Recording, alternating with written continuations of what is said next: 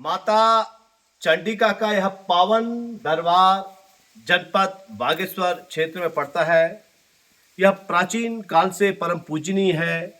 ऐसा माना जाता है कि इन क्षेत्रों में हमारे देश के महाप्रतापी ऋषि मुनियों ने अपने आराधना के श्रद्धा पुष्प यहाँ पर अर्पित करके माता चंडिका की कृपा से एक ऐसे ज्ञान को अर्जित किया जो ज्ञान समूचे संसार के लिए कल्याणकारी बना। और यहीं पर अनेक वेद पुराणों की भी रचनाएं हुई, कुछ अंश उनके लिखे गए। इस मायने में माँ चंडिका का यह क्षेत्र परम पावन क्षेत्र माना जाता है। देवी का यह रूप पुरातन काल से परम पूजनीय है और ऐसी मान्यता है कि रामचंद्र जी के पूर्वज राजा दिलीप की यह तपोभूमि रही है। राजा दिलीप को प्रभु श्री राम जैसे जो उनके कुल में उत्पन्न हुए भगवान, तो यह माता चंडिका की ही कृपा कही जाती है और यह स्थान प्राचीन काल से परम पूजनीय है। देवी यहाँ अनेकों रूपों में पूजित है, इन्हें अनेक रूपों में पूजा जाता है। और यह जो माता चंडिका की गुफा है, इस गुफा क्षेत्र में कुछ ही दूरी पर अनेक तीर्थ स्थल हैं जिनमें माता भद्रकालिका का दरबार प्राचीन काल से परम पूजनीय है।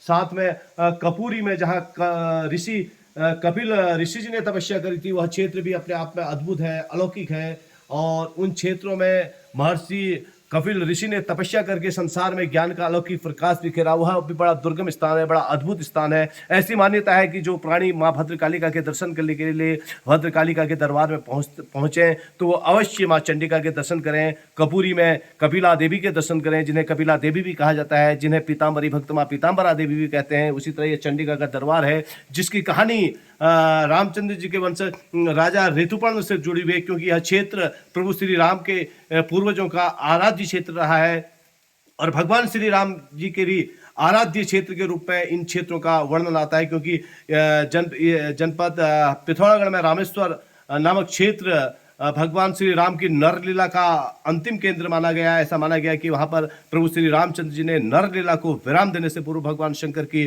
का पूजन किया था। उसी तरह पाताल भुवनेश्वर की गुफा राजा ऋतुपर्ण, जो कि रामचंद्र जी के ही पूर्वज से उनसे जुड़ी हुई है और यहाँ की कहानी स्वाभाविक रूप से राजा दिलीप से जुड़ी हुई है। राजा दिलीप ने यहाँ पर माता चंडिका की आराधना की। इस तरह का प्रसंग स्कंद पुराण के मानस खंड में आप विस्तार से पढ़ सकते हैं कि किस तरह राजा दिलीप को यहाँ पर देवी के दर्शन हुए, किस तरह एक अन्य भक्त का यहाँ पर माँ चंडिका की कृपा से तारण हुआ। कुल मिलाकर के भगवती की के इस दरबार की महिमा का वर्णन शब्दों में नहीं समेटा जा सकता है। इन्हें अनेक रूपों में पूजा जाता है। यही बंगला है, यही विष्णु, यही बनिता, शंकर भामनी, वहोला, वेद माता चो महा विष्णु प्रसुरपी, महावतस्या, महाकुर्मा, महावारहा रूपिणी, नरसिंह प्रिया रम्या वामना वटु रूपिणी, जाम दग्न स्वरूपाच रामा राम पर पूजिता, अर्थात जिनकी पूजा प्रभु श्री राम ने स्वयं की, उनके पूर्वजों ने स्वयं की, ऐसा दुर्गम स्थान है। और सबसे आश्चर्यजनक बात यह है कि इतना पावन पुनीत स्थल होने के बावजूद भी इस स्थान पर विकास की किरणें नहीं पहुंच पाई हैं। विकास से यह क्षेत्र